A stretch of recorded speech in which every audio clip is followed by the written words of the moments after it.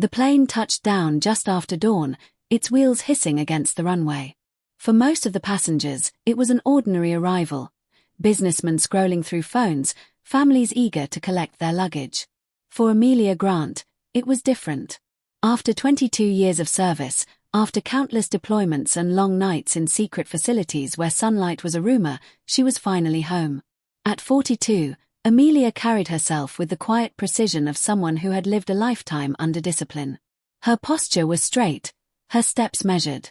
To strangers, she looked unshakable, a decorated officer whose medals whispered of sacrifice. But inside, her heart beat faster than it had on any battlefield. Home, she told herself, home would be different. Her uniform drew stares in the terminal. A little girl tugged at her mother's sleeve, pointing at Amelia with wide eyes. "Is she a hero?" the girl whispered. The mother smiled awkwardly and nodded, but Amelia kept walking, pretending not to hear. Hero. The word had been used on her too many times, often by people who had no idea what it cost. Outside, the cool morning air smelled faintly of rain and gasoline. She paused on the curb, staring at the city skyline. It felt both familiar and foreign, like a dream she had left behind and was now re-entering. In her bag were only the essentials, documents, medals she never displayed, and a single photograph of her unit taken on the eve of a mission. The rest of her life, the life she thought she still had, waited at the family home. The taxi ride was quiet. She watched neighborhoods blur past, old diners, gas stations, the high school football field where Nathan once played. Every corner held a memory, some warm, others sharp enough to cut. Her brother's laugh, her mother's cooking, her father's voice booming across the yard on summer evenings. She had clung to those memories during sleepless nights overseas, believing they would anchor her when everything else fell apart. When the car finally pulled into the long driveway, Amelia's chest tightened. The house looked smaller than she remembered, its white paint weathered, the shutters slightly crooked. But it was still home. She had helped pay off the mortgage with her combat pay. She had dreamed, through war and silence, of stepping through that door and finding safety. Amelia paid the driver, adjusted her cap, and walked to the porch. The old wood creaked under her boots, a sound that sent her heart tumbling back to childhood mornings when she'd race outside before breakfast. She lifted her hand to knock but hesitated. For the first time in years, she felt fear, not of enemies, not of death, but of family. Still, she knocked. The sound echoed faintly inside. After a pause, the door opened, and there stood her mother. Her hair had turned almost entirely grey, her frame thinner, but her eyes were still sharp. For a moment, they simply stared at each other. Amelia waited for her mother to smile, to cry, to pull her into the embrace she had longed for. But her mother's lips pressed into a thin line. "You're back," she said flatly, not a question, not even a welcome. Amelia swallowed. "Yes, Mom. I'm home." Behind her, she heard a man's voice, Nathan's voice, calling from inside. "Who is it?" The first chill ran down Amelia's spine. What she didn't know then, standing on that porch with her heart full of hope, was that the battle ahead would not be fought with weapons or codes, but with silence, betrayal, and blood ties sharper than any blade. The courtroom was smaller than Amelia expected. Beige walls, flickering fluorescent lights, the faint smell of dust and old paper. It all felt too ordinary for what was about to happen. She sat in her dress uniform at the defendant's table, medals gleaming faintly under the harsh lights. To anyone else in the room, she might have looked powerful, in control. But Amelia's hands, folded neatly on the table, felt like stone. Across from her sat the people she had once called home. Her mother in a pale suit, posture stiff as if she'd rehearsed it. Her father beside her, silent, his jaw locked tight. And then Nathan, her younger brother, only 38, polished in a dark blazer, leaning slightly toward Clara, his wife, who held his hand as if they were the noble victims in some tragic play. Amelia's chest tightened. These were the faces that had cheered for her when she first left for basic training, the ones who had waved flags when she returned from her first deployment. But today, they looked like strangers. The judge called the room to order, and the opposing lawyer rose. Her voice was smooth, rehearsed, sharp as glass. "Your Honor, My clients have suffered emotional and financial distress at the hands of the defendant, Amelia Grant. The words sliced through the air. Amelia's eyes flicked to her mother, searching for hesitation, for guilt, for anything. There was nothing, just cold determination. The lawyer continued, Miss Grant abandoned her family for years, choosing her career over duty to those closest to her. Now, due to her erratic behavior, unstable mental state, and manipulative actions, she has proven unfit to manage the assets she holds. Nathan lowered his gaze dramatically, as if the weight of her crimes was too much for him to bear. Clara dabbed at her eyes with a tissue. Amelia wanted to laugh, wanted to shout at the absurdity of it, but instead she sat still, her training keeping her face unreadable. Her father's eyes met hers briefly. In them, she searched for some sign, regret, love, conflict. All she found was distance. Then came the words that froze her blood. They demand full control of the Grant estate, the lawyer declared. This includes the family home, all financial assets accumulated during Miss Grant's service, and her right to represent the family name in any legal or historical capacity. Her home, her savings, even her place in her own bloodline. It felt surreal, like watching a play from outside her body.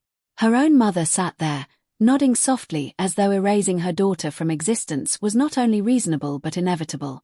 For a long moment, Amelia let the silence hang. She remembered the desert nights when she had listened for enemy drones, the endless hours tracing cyber threats across hidden networks. None of it compared to this, to sitting in a courtroom and being called a failure by the people who had raised her. Finally, she spoke, not to them, but to herself. Her voice was calm, measured, almost a whisper. This isn't about the house. This isn't about money. This is about rewriting me. Her eyes lifted to Nathan. He met her gaze with a faint smirk, so quick most people would have missed it. But Amelia didn't. And in that instant, she understood, this wasn't desperation. This was calculated. The betrayal had a face. And it was the face of her own brother.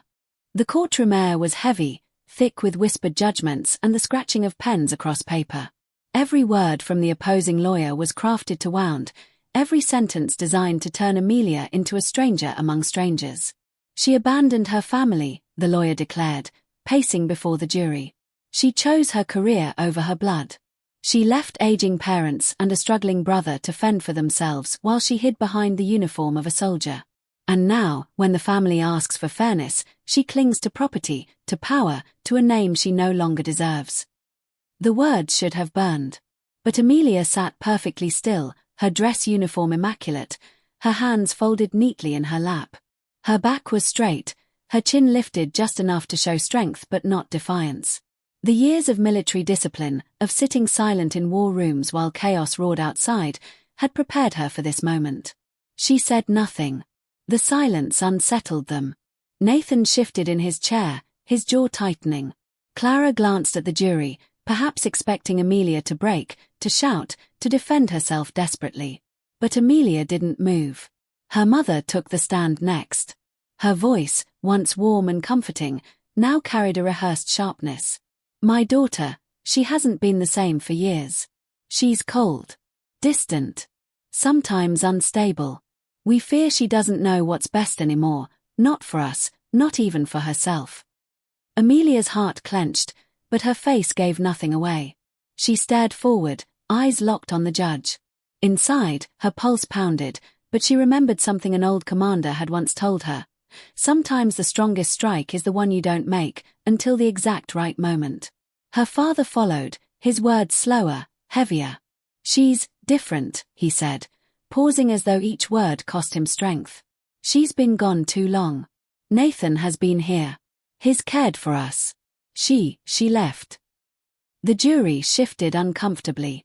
The picture being painted was clear, a decorated officer, yes, but one too hardened by war, too detached from family, too broken to be trusted.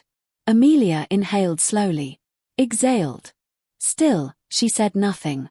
When it was Nathan's turn, his performance was flawless. He leaned forward, his voice thick with emotion.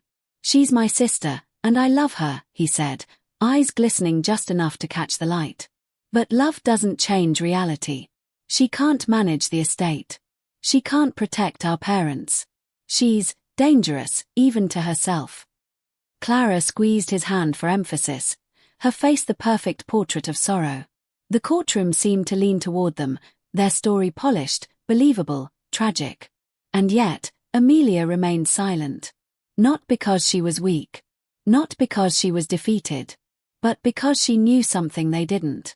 Beneath the polished lies and rehearsed betrayals, she carried a single weapon more powerful than all their accusations. Folded neatly inside her case was one piece of paper, unassuming, almost ordinary, that held the weight to shatter everything they had built against her. So she waited. Calm. Patient. Because the battlefield was not always sand and smoke. Sometimes it was a quiet room under fluorescent lights, and victory belonged to the one who knew how to strike last. The courtroom had turned against her. Every word from her family had been another stone piled on her shoulders, unfit, unstable, unworthy. The jury whispered among themselves, their eyes flicking toward her with thinly veiled doubt. Even the judge, though impartial, seemed weary of what he assumed was yet another bitter family dispute. Amelia sat unmoving, her silence heavy as iron. To most, it looked like surrender.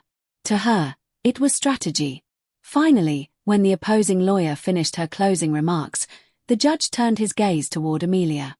"Miss Grant," he said, adjusting his glasses. "You've listened patiently. Do you have anything to present before I issue a ruling?" Every breath in the room seemed to pause. Nathan shifted uneasily. Clara squeezed his arm, her eyes narrowing with anticipation, certain Amelia had nothing. Slowly, deliberately, Amelia rose. The sound of her chair scraping the floor echoed like a gunshot in the silence. She reached into her case and drew out a single sheet of paper, folded once with military precision. No stack of evidence, no barrage of counterarguments, just one page. The lawyer scoffed. "One page. Your Honor, surely." Amelia's voice cut through, calm and steady. "With your permission, I request this document be read before any ruling is made." The judge accepted the paper, unfolding it carefully. His eyes skimmed the first line. Then the second. And then, everything changed. At first, it was subtle, a tightening of his jaw, a narrowing of his eyes. Then his face hardened, disbelief giving way to controlled fury. He read it again, slower this time, as though making certain he had not misunderstood. When he finally looked up, his voice was no longer weary. It was sharp, commanding. "Bailiff. Close the doors. No one leaves."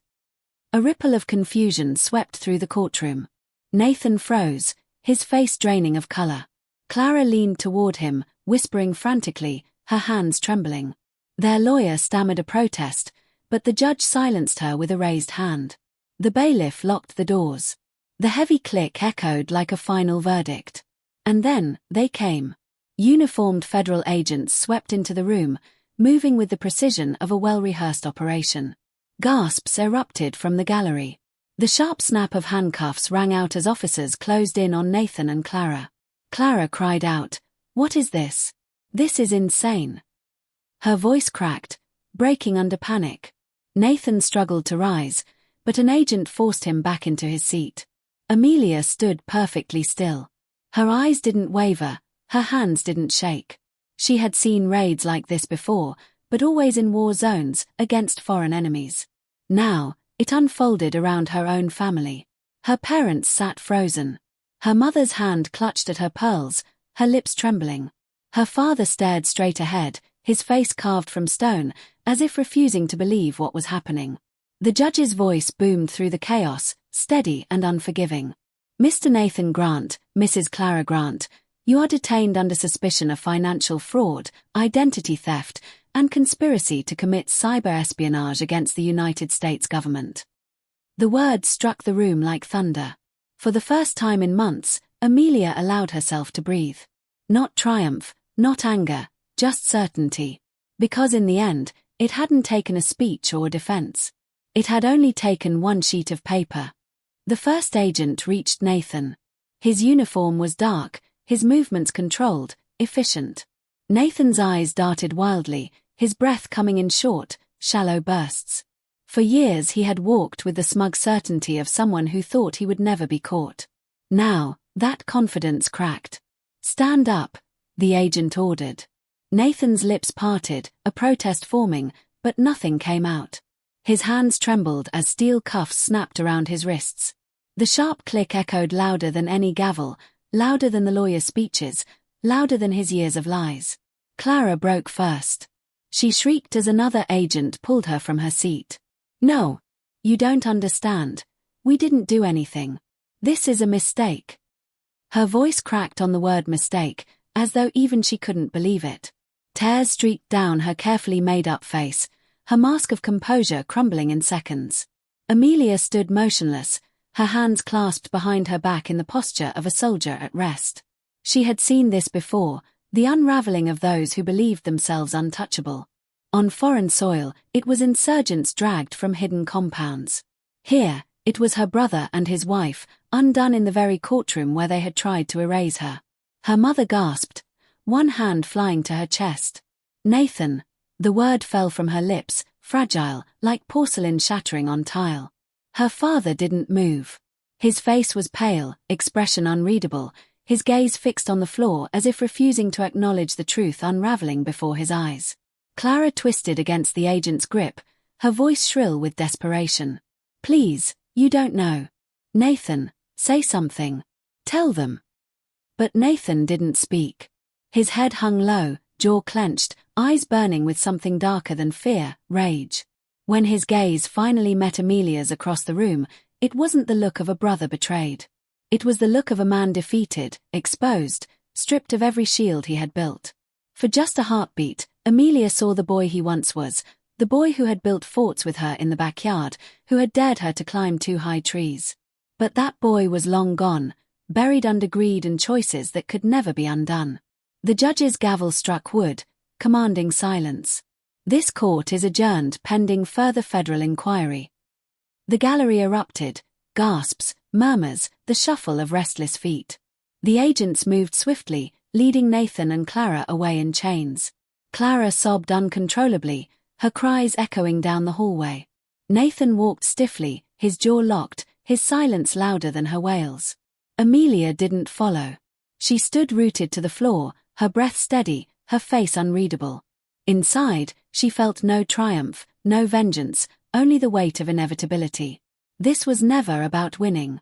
It was about the truth. And now, the truth was no longer a secret whispered in the dark.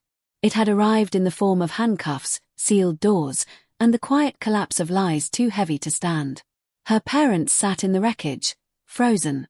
The betrayal wasn't hers anymore, it was theirs. And as Amelia turned to leave the courtroom, her boots clicking against the polished floor, she understood something with brutal clarity. This was only the beginning. It had begun quietly, the way most betrayals do. Not with shouting, not with confrontation, just a single email. Amelia remembered the moment vividly. It was a Tuesday morning, the kind that should have felt ordinary. She sat at the old kitchen table in her parents' house, sipping bitter coffee from a chipped mug she had used since childhood. Sunlight spilled through lace curtains, casting fragile patterns across the wood. For the first time in months, she allowed herself to feel almost at peace. Then her laptop chimed. The subject line read, "Confirmation of Veteran Relief Enrollment." The sender, National Military Assistance Fund. Her brow furrowed. She hadn't applied for any relief programs. She didn't need to. Her benefits were intact, her finances, though modest, were stable. At first, she thought it was another phishing scam, the kind that preyed on soldiers who didn't know better. She almost deleted it. But then she saw the details. Her full name. Her military ID. Her home address, this address. Even deployment dates that weren't public record. Her chest tightened. Slowly, carefully, she opened the attached application. It was clean, official, and already marked approved. Funds had been disbursed into an account she didn't recognize. For a long moment, Amelia just stared at the screen, the cursor blinking in silence. Her pulse steadied, not racing, not panicked, but cold, controlled, the way it always had before battle.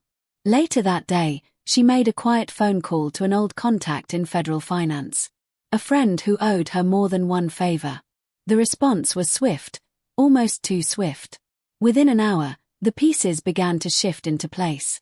The Grant family home, the house she was sitting in, had been refinanced 3 months earlier.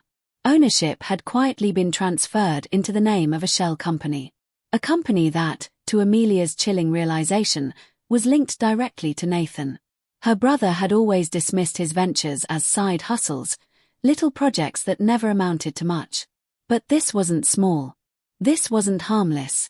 It was deliberate. Calculated. That night, Amelia sat alone in the guest room, one of the few corners of the house that still felt like hers. Documents lay spread across the bed in neat rows. Signatures, timelines, transfers. She studied them with the precision of an intelligence officer reviewing classified data. Her name vanished from records like smoke. And yet, there it was, a faint blue smudge in the corner of one document. Ink. The kind she remembered from years ago, when Nathan worked part-time at a print shop as a teenager. He used to come home with his fingertips stained, scrubbing them raw, never able to wash it completely away. Now, the stain was here again. On the paper that proved her brother had erased her. Amelia leaned back in the chair, her uniform jacket draped over the armrest. The room smelled faintly of lavender from her mother's laundry soap, but it did nothing to soften the knot in her stomach. It wasn't just a forged signature. It wasn't just a stolen relief fund. It was a pattern. And deep inside, she knew, this was only the first warning. The following morning, Amelia found Nathan in the living room. He was slouched on the couch, phone in hand, laughing at something on the screen. Clara leaned against him, her head on his shoulder, the picture of suburban ease. The glow of their laughter contrasted sharply with the storm brewing in Amelia's chest. She held the printed deed transfer in her hands, the paper trembling only slightly, not from fear, but from rage contained too tightly. "Nathan," she said evenly, stepping into the room. He glanced up, barely acknowledging her. "Yeah." Amelia walked closer and held out the document. "What is this?" Nathan gave it a single glance before smirking. "It's a business thing. Don't worry about it." His tone was dismissive, casual, as if she were asking about a grocery receipt. Her jaw tightened. "Why is my name missing from the deed? Why wasn't I told?" Clara sat up straighter, her smile syrupy sweet. "Amelia, you've been through so much. You don't really need the burden of a house." Nathan explained everything. "It's practical, for the family." The family. The words landed like a knife. As if she no longer counted in that definition. Amelia turned to her mother, who sat silently in the armchair, hands folded neatly in her lap, eyes fixed on the rug. The diamond in her wedding ring caught the morning light. "Did you know?" Amelia asked softly. "Did you sign this?" Her mother hesitated, just for a heartbeat, before whispering, Nathan explained. "It's for the best." For the best. Amelia felt something fracture inside her. Not loudly, not visibly, but a hairline crack, the kind that spreads slowly until glass shatters. She let out a brittle laugh. "Consolidating assets. That's what you call it." Nathan shrugged, his eyes already back on his phone. "You're never here. You don't need the house." The room seemed smaller, the air tighter. Amelia's uniform suddenly felt heavier on her shoulders. She thought of the combat pay she had used to help finish this mortgage, money earned under skies choked with smoke, in deserts where survival was measured in seconds. And here, in this quiet living room, her sacrifice was erased with a shrug. She looked once more at her mother. No comfort. No apology. Just silence. Amelia nodded slowly, folded the paper back into her hand, and turned away. No one followed her as she left the room. In the hallway, she caught sight of herself in the mirror. The uniform. The medals. The witness to who she had been. And yet, in that reflection, she felt like a stranger in her own home. That night, she lay awake in the guest room, the faint scent of lavender still clinging to the sheets. She stared at the ceiling, the weight of betrayal pressing into her chest. It wasn't just about money. It wasn't about property. It was a choice. And in that choice, her family had already told her where she stood, outside. The envelope arrived 2 weeks later. Heavy, cream-colored paper stamped with the family crest she had once been proud to carry. Amelia turned it over in her hands before opening it, her gut already warning her what was inside. She broke the seal and read the words slowly, her breath catching after the first line. Plaintiff, Nathan Grant. Defendant, Amelia Grant. The accusations followed like blades: misappropriation of family trust funds, undue influence, emotional distress. Amelia read the charges again and again, as if repetition might alter their meaning. But the truth was clear. Her own blood was dragging her through the courts, branding her not only as unworthy of family but as a thief, a manipulator, a danger. By noon, the story hit the local news. By evening, it was regional. Decorated cyber defense officer sued by family. Did veteran exploit aging parents? Her photograph filled the screen, her military ID, her stern expression, a blurred shot of her in uniform with arms crossed. The kind of images that stripped warmth and humanity, making her look like a cold machine. Amelia sat alone at the small desk in her rented apartment, the television muted. She didn't need to hear the commentary, the headlines were enough. Her phone began to buzz. Friends she hadn't spoken to in years called with careful voices, hovering between concern and suspicion. Others didn't call at all. By the end of the week, the silence from those she once trusted was louder than the news anchor's polished voices. Her commanding officer sent her an email: administrative leave recommended for personal matters. The words were polite, but Amelia knew the truth. She was becoming a liability. She didn't argue. She signed the leave papers quietly, closing another chapter of her career without ceremony. At night, she sat at her kitchen table, papers spread before her. Trust agreements, asset records, decades of financial documents she never thought she'd have to study. Each line was a weapon Nathan had sharpened against her, each accusation twisting her years of sacrifice into something ugly. She manipulated her parents. She intimidated them with military authority. She pressured them to sign control of assets. The language was venom, carefully chosen to sting. Amelia leaned back in her chair, staring at the ceiling. She had faced drones circling above desert skies, cyber attacks designed to cripple entire networks, insurgents who never played by rules. But this was different. This was personal. The world outside whispered of her as a villain, and her family painted her as unstable, unworthy, and cold. She could have shouted back. She could have called press conferences, issued statements, fought every headline. But instead, Amelia sat in silence, the lesson of the battlefield echoing in her mind. Sometimes the worst mistake is reacting too soon. So she stayed still. Watched. Waited. Because she knew one thing her family had never understood. Truth, once uncovered, doesn't need to scream. The apartment was quiet. Too quiet. Amelia had grown used to silence in war zones, the hum of generators at forward bases, the hollow stillness of bunkers buried deep underground, but this was different. This was the silence of absence. Of people who no longer called. Of family who no longer cared. Her phone barely rang now. Old friends, once eager to hear from her, had drifted away, too cautious to stand beside someone branded unstable by headlines. Even her old commanding officer's voice sounded different. Measured, careful, as if speaking to a ticking bomb. The isolation pressed in like a second skin. Grocery runs became missions planned with surgical precision. Get in, get out before the stairs lingered too long. The cafe she once loved became unbearable, her face flickering on the TV screen above the counter as the waitress avoided her eyes. But Amelia wasn't broken. Not yet. She turned her loneliness into discipline, her pain into focus. Nights stretched long as she sat in front of her laptop, the only light glowing against the darkened room. Files covered the table, financial statements, trust records, property transfers, each one a thread in a tangled web. At first, the documents seemed ordinary. Numbers. Names. Transactions. But Amelia had been trained to see patterns others overlooked. She filtered, cross-referenced, built maps of connections in her mind the way she once traced terrorist financing through shadow accounts. And slowly, pieces began to emerge.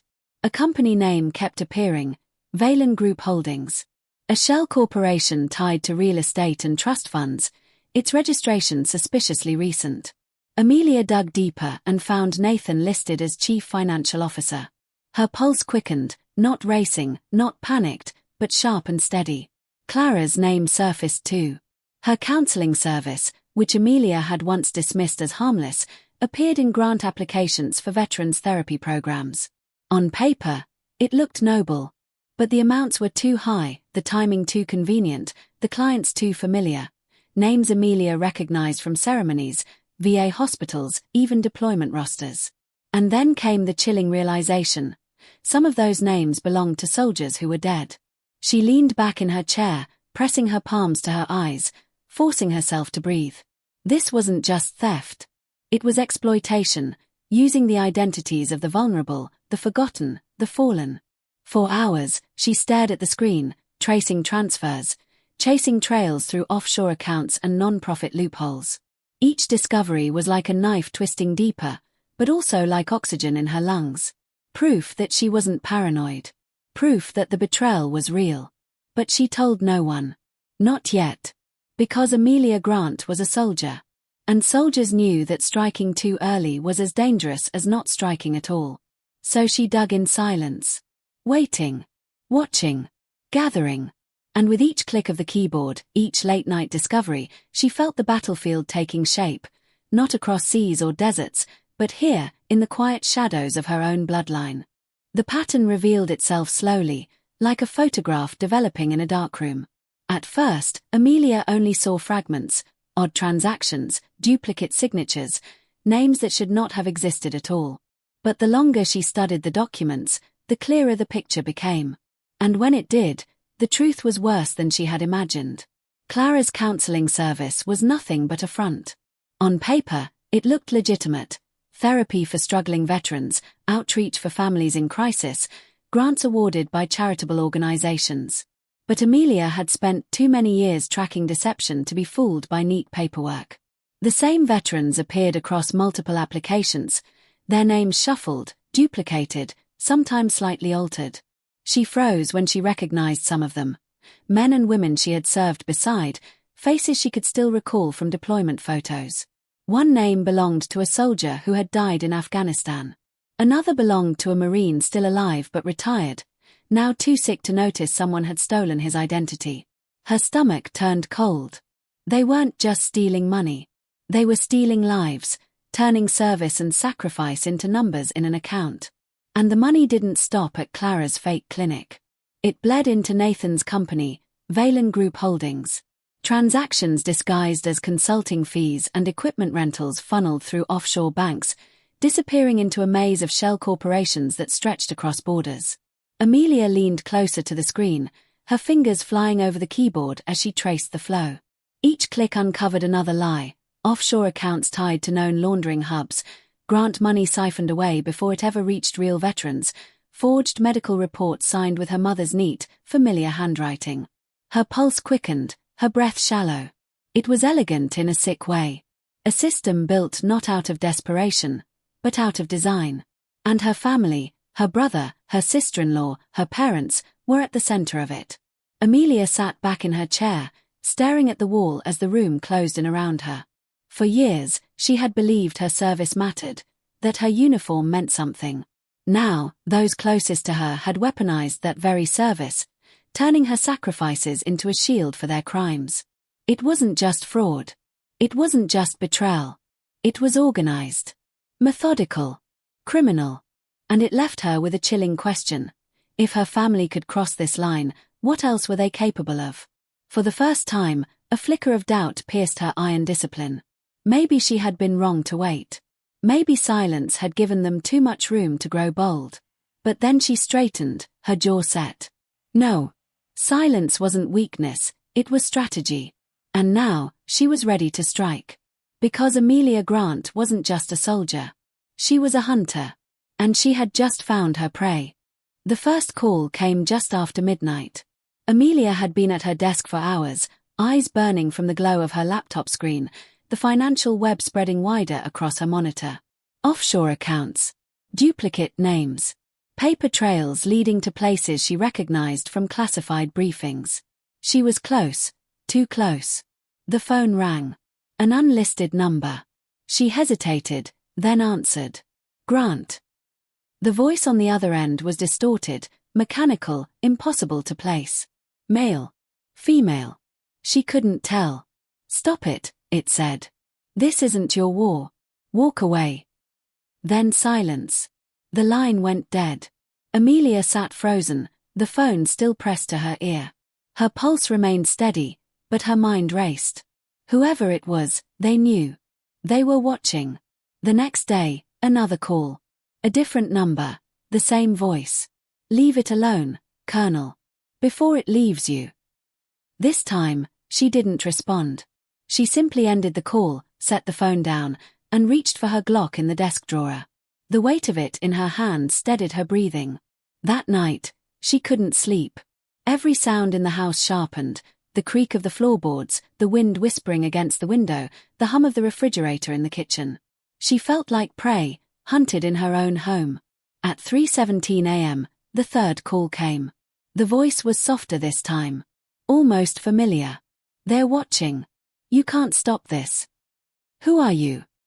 Amelia demanded, her voice low but sharp. The line went dead again. She slammed the phone down and crossed the room, pulling the blinds aside just enough to peer into the darkness outside. That's when she saw it. A small black sedan sat parked half a block away. Engine off. Lights dead. But she could feel it. Someone was inside. Watching. Waiting. Her training kicked in. She didn't call the local police. She knew better. This wasn't kids playing pranks or petty harassment. This was deliberate. Organized. She opened the gun safe, loaded her weapon, and set it on the nightstand beside her. Then she sat at the kitchen table until dawn, hands wrapped around a cold mug of coffee, her gaze never leaving the window. When the first light crept over the horizon, the car was gone. But the message was clear. This wasn't just about fraud anymore. It wasn't just about family greed. It was war. And the enemy was already inside the walls. The house was quiet when Amelia arrived. Too quiet. She had asked them to meet her, just her parents, no lawyers, no Nathan, no Clara. She wanted answers face to face, without performance or pretense. She carried a slim folder under her arm, its contents enough to dismantle everything they had tried to build on lies. Her mother sat stiffly on the sofa, hands folded neatly in her lap. Her father stood by the window, arms crossed, staring out at the yard as though the world beyond the glass held more interest than his daughter. Amelia placed the folder on the coffee table. It landed with a dull thud, heavier than its thin frame should allow. I know everything, she said evenly. The financial fraud. The stolen identities. The shell companies. Clara's fake counseling program. The money funneled offshore. Her voice didn't waver. She had briefed generals, reported to senators, delivered intelligence that could alter wars. This should have been easy. But her chest ached with every word. Her mother's face twitched, just slightly. Regret. Fear. Amelia couldn't tell. Her father's eyes stayed flat, his jaw tight. I know your signatures are on documents that made this possible, Amelia pressed. I know you chose to side with Nathan. I know you let him use you. For a long, suffocating silence, neither of them spoke. Amelia's breath felt loud in the still room. Finally, she asked softly, why? Did you ever think of me when you signed those papers? Did you ever stop and ask what this would do to me? Her mother looked at her at last, her eyes moist, her lips trembling. And then, in a voice brittle with age but sharp with certainty, she whispered. You've always been distant. Even as a child. Always somewhere else. Nathan, he stayed. He was here. He cared for us. You were never here. The words landed like a blade. Her father stepped forward, his voice slow, deliberate. Family is complicated, Amelia. Sometimes, you have to choose the child who stays. The air left Amelia's lungs in a rush. She thought of her deployments, the nights she had bled and fought in deserts across the world. She thought of the mortgage she had helped pay with combat pay, the letters she had written home, the medals she had earned. And still, none of it mattered. Nathan had stayed. She had left. That was enough to erase her. Her hands curled into fists at her sides. Her voice cracked, despite her best efforts. Family isn't the one who stays. It isn't obligation. It isn't blood. Family is choice. And you stopped choosing me a long time ago. Neither of them moved. Neither of them argued. Their silence was confirmation. Amelia reached for the folder, tucking it back under her arm. She turned toward the door, her boots heavy on the wooden floor. Her chest burned, her throat tight, but she forced herself to keep walking. At the doorway, she stopped just once, her voice breaking into a whisper she hadn't planned. Family is what you fight for, not what you sell. The words hung in the air, unanswered. Then she left, the door clicking shut behind her, the sound final, like a coffin ceiling. And as she stepped into the cold evening air, Amelia realized the truth that hurt more than betrayal itself. She had never been their choice. The night after confronting her parents, Amelia sat in her apartment with the city lights flickering beyond the window. The folder lay open on the table, its documents spread like pieces of a puzzle that only she could solve. She had enough to prove her family's betrayal, but not enough to bring down the larger machine she sensed moving behind them. This was no longer a family feud. This was organized crime, maybe even espionage. And she couldn't fight it alone. So she did what she had always been trained to do, she reached out to the shadows. Her first call was to Ana Torres. They had once shared a secure room deep inside the NSA, whispering over lines of code that could sway entire conflicts. Ana answered on the first ring. Been waiting for this call, she said, her voice low but steady. What do you need? Eyes on shell corporations, Amelia replied. Financials, offshore ties, encrypted comms. Quiet work. No trail. Ana didn't hesitate. You'll have it. Within 48 hours, Amelia had her second ally, Miles Carter, the cyber prodigy who could slip past firewalls like they were paper doors. He was younger than her, mid-30s, cocky in his own way, but he had earned her trust years ago when he cracked a foreign cybering no one else could touch. You're chasing something dangerous, Colonel, he warned. But damn if it doesn't sound fun. Send me the files. And then there was Cole Marlowe. Former psychological operations. A man who could read a room like a book, who had once turned entire factions against themselves without firing a single shot. Amelia hadn't spoken to him in years, but when she explained what she was uncovering, his response was quiet, almost eerie. Truth is just another weapon, Amelia. Let's make sure it cuts the right way. They met in an abandoned cabin 3 hours outside the city. Neutral ground. No cell signals. No curious eyes. Amelia laid the evidence on a weathered table. Bank statements, false medical records, forged signatures. Ana leaned over the documents, her sharp eyes scanning faster than most could read. This isn't small, she murmured. These aren't amateurs. This is layered, multi-level laundering, foreign connections, maybe even state-sponsored. Miles already had his tablet open, fingers moving in rapid strokes. These accounts don't end in the Caimans. They're bouncing through flagged banks, places I've only seen in cases tied to defense contractors. Whoever set this up knew exactly what they were doing. Cole sat back in the shadows, scribbling patterns in a battered notebook, muttering softly. You're not fighting a brother. You're fighting a machine. But machines have weaknesses. We just have to find the crack. For the first time in months, Amelia felt the weight in her chest ease. She wasn't alone anymore. She had a team. But as the wind rattled the cabin windows and the night pressed in heavy around them, she also knew this. The deeper they went, the more dangerous it would become. And still, her resolve sharpened. Because if Nathan and Clara had dragged her into war, then she would fight it the only way she knew how, quietly, precisely, and with allies forged in shadows. The deeper Amelia and her allies dug, the louder the silence became. Ana uncovered encrypted chatter between Valen group accounts and foreign contractors. Miles traced funds leaping from bank to bank in patterns too deliberate to be coincidence. Cole drafted psychological profiles of everyone involved, mapping their likely moves, their fears, their breaking points. But Amelia felt it before the others said it aloud. Every new discovery carried a weight, as if unseen eyes pressed closer, listening. The first warning had been phone calls. Then the car parked in the shadows. Now it was an envelope. She found it one evening as she returned to her apartment. It had been slid under the door, its edges bent from the pressure of being shoved through the gap. There was no address, no seal, no name. Just a plain white envelope that seemed to hum with menace. Amelia crouched, her Glock steady in one hand as she picked it up with the other. The hallway was silent, but she scanned it like a battlefield, every door, every shadow, every faint creak of pipes in the walls. Nothing moved.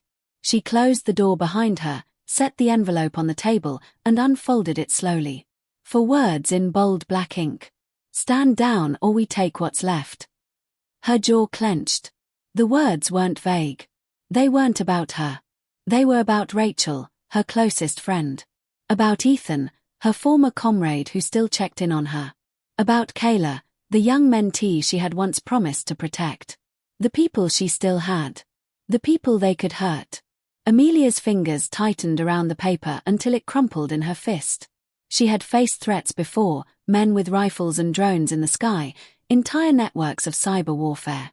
But this was different.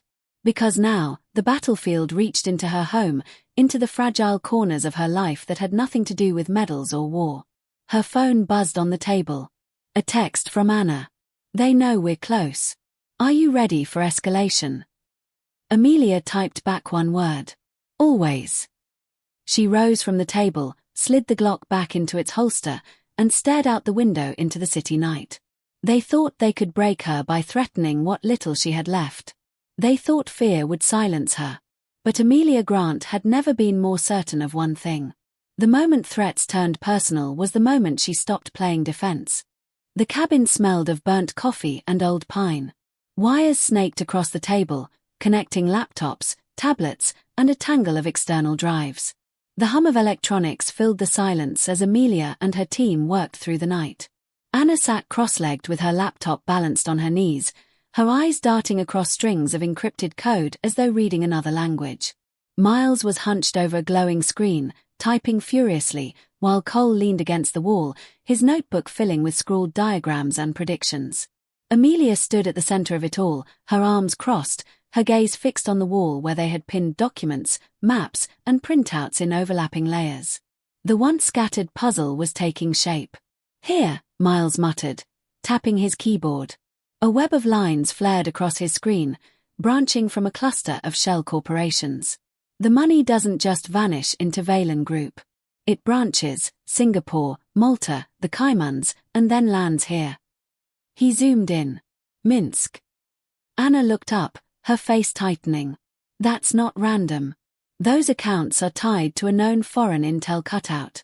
They've been flagged in 3 classified reports: cyber ops, disinformation campaigns, weapons smuggling. Amelia felt her chest tighten. She had suspected corruption, greed, exploitation. But this was treason. Cole finally spoke, his voice calm, analytical. This isn't Nathan running a scam to live rich. This is Nathan and Clara feeding a hostile network. Maybe willingly, maybe not. But either way, they're in bed with an enemy government. Amelia's throat went dry. Her brother. Her own blood. A soldier's sacrifices laundered into weapons for a foreign power. She stared at the sprawling web on the screen. Her family's names, the stolen identities of fallen veterans, the companies, the offshore accounts. And beyond all of it, the shadow of a foreign intelligence service, using her family as pawns in a war most Americans never even saw. Her voice was steady when she spoke.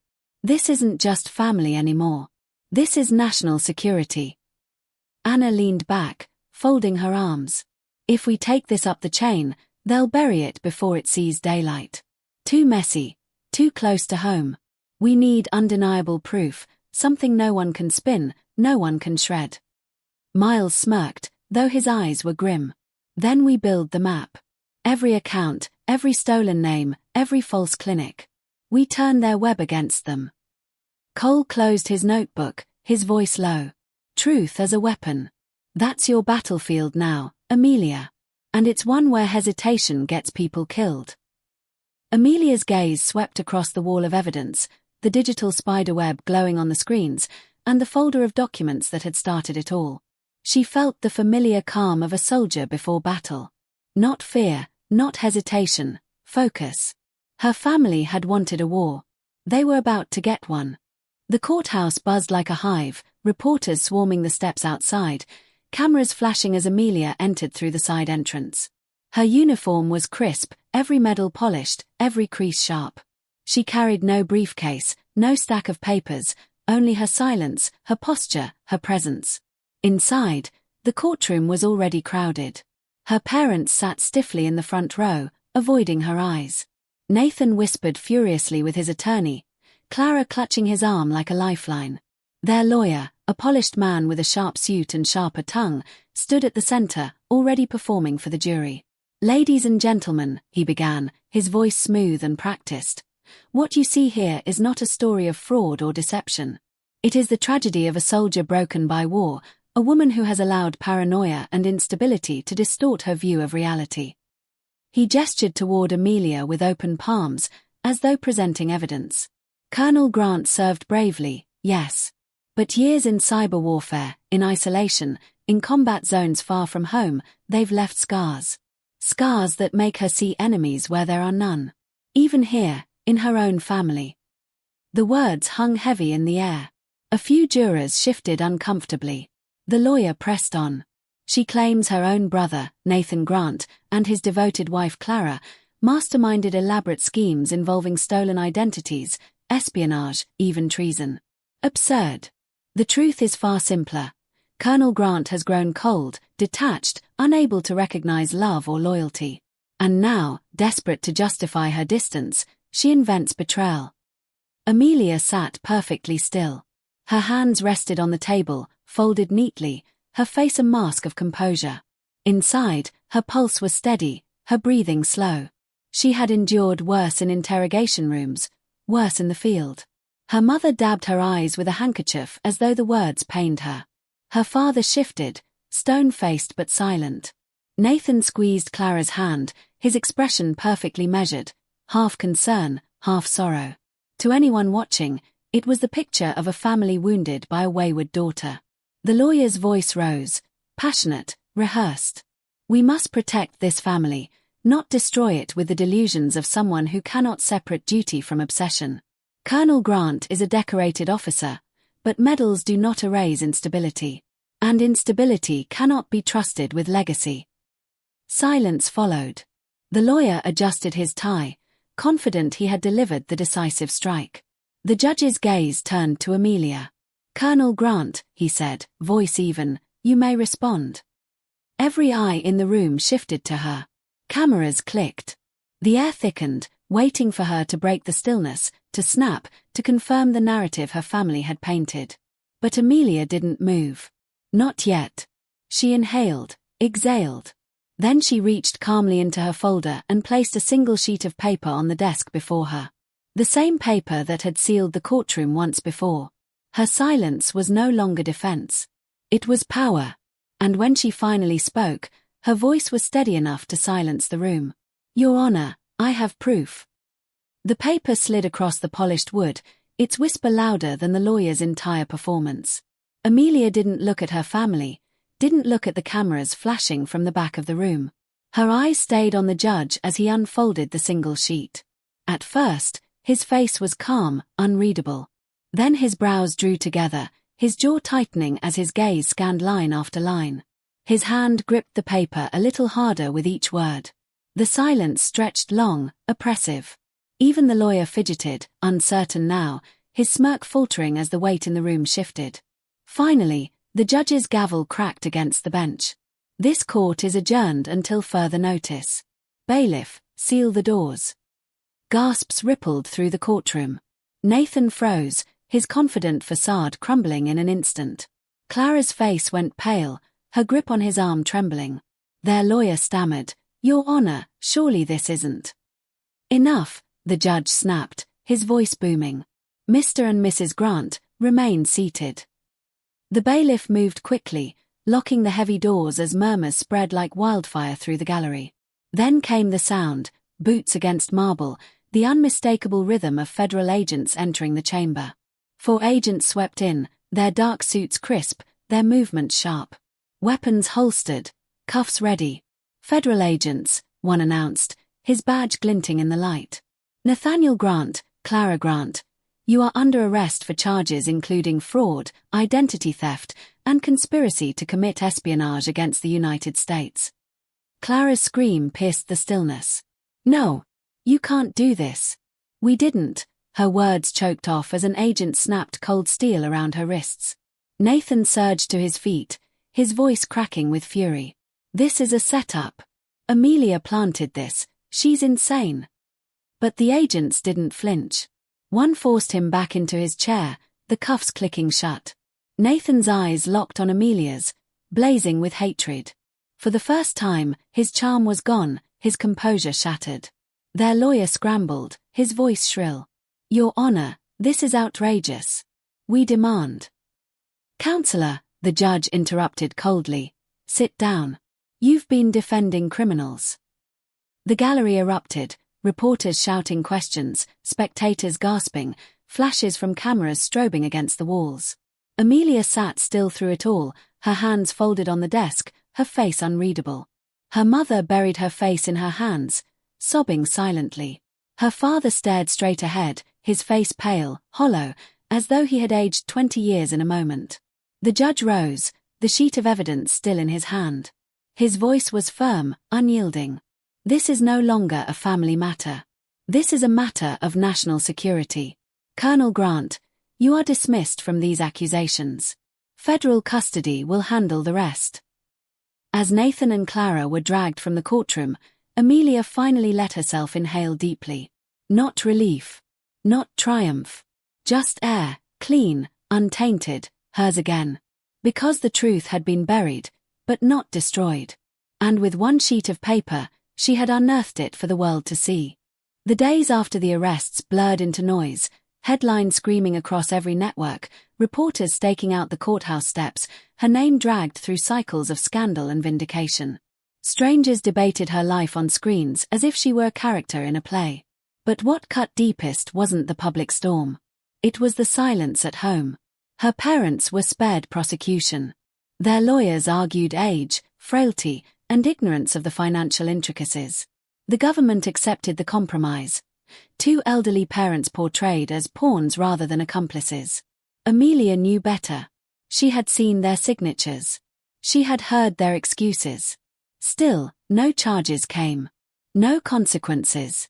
They were left in their home, the same house now hollowed by betrayal. When Amelia visited, it wasn't for reconciliation. It was for closure. Her mother sat at the kitchen table, staring into a cup of untouched tea. Her father leaned on his cane, his eyes sunken, his voice rasped with years that seemed to have doubled overnight. Neither looked at her when she entered. You knew, Amelia said softly. Not an accusation. Not a question. Just truth, laid bare. Her mother's lips trembled, her hands shaking against the porcelain. After a long pause, she whispered words Amelia would never forget. We just wanted him to be someone. The air left Amelia's chest as though she had been struck.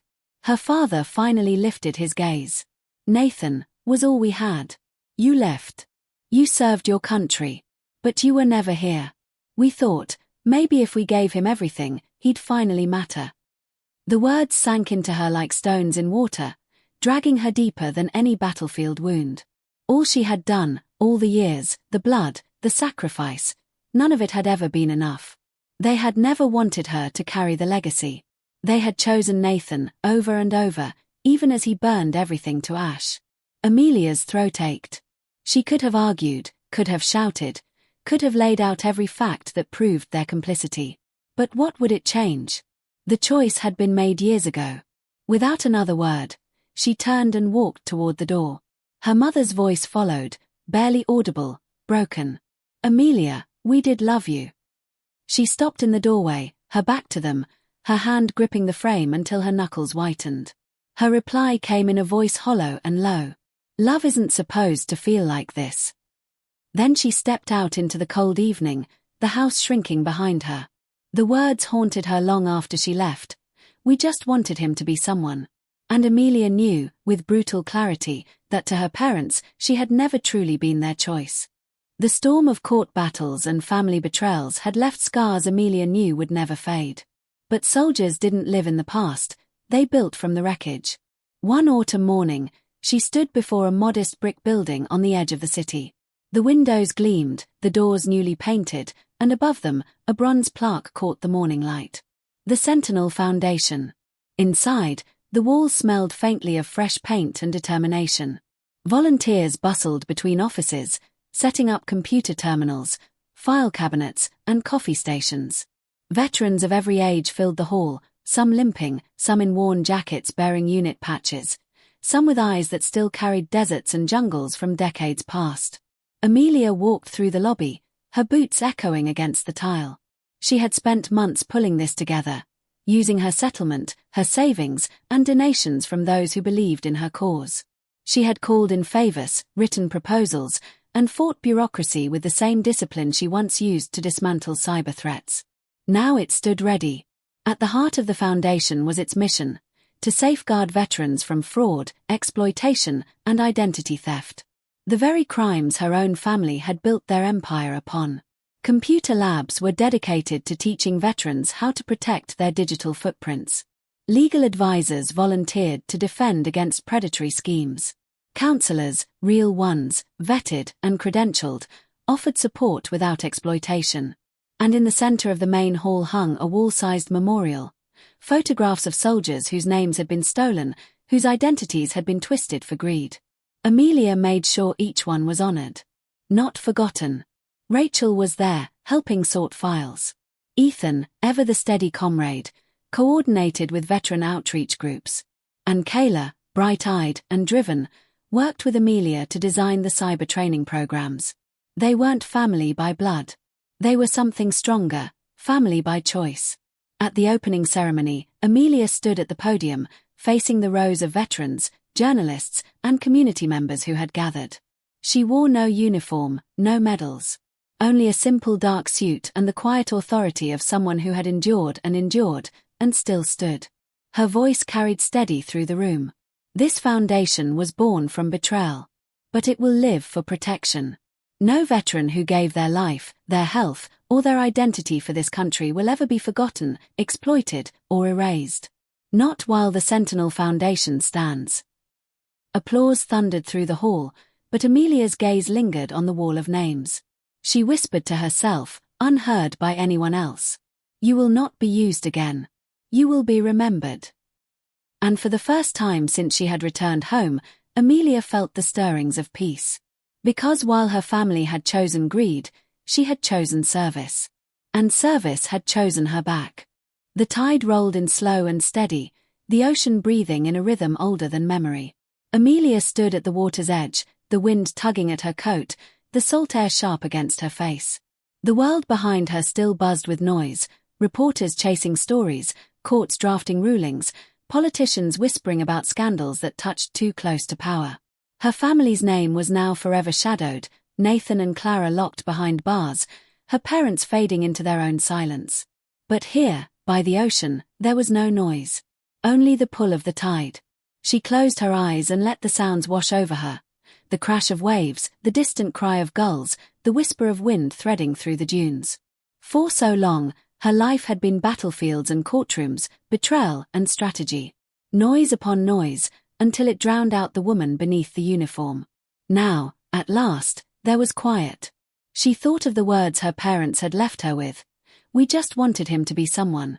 Words meant to justify their choice, but which revealed everything she had always known. She had never been their chosen one. And perhaps, she realized now, she was never meant to be. Because their legacy had been property, reputation, wealth. Hers was something else entirely. Truth. Service. Survival. The Sentinel Foundation was already protecting lives, already repairing damage her family had caused. Veterans once forgotten were finding a shield in her work. And though her name might be whispered in gossip as unstable or cold, she knew better. She knew what she had built. She didn't need their approval. She didn't need their inheritance. She had carved her own. A wave crashed closer, soaking the hem of her boots. Amelia didn't move. She welcomed it, the cold seeping into her bones, grounding her. Some battles are not won with noise, she thought. Not with speeches or gunfire or victory parades. Some battles are won with silence, with the endurance to stand, to breathe, to keep going when others fall away. She opened her eyes to the horizon, a faint glimmer of dawn breaking over the water. And Amelia Grant, soldier, daughter, survivor, stood in the silence, knowing it was her greatest victory of all.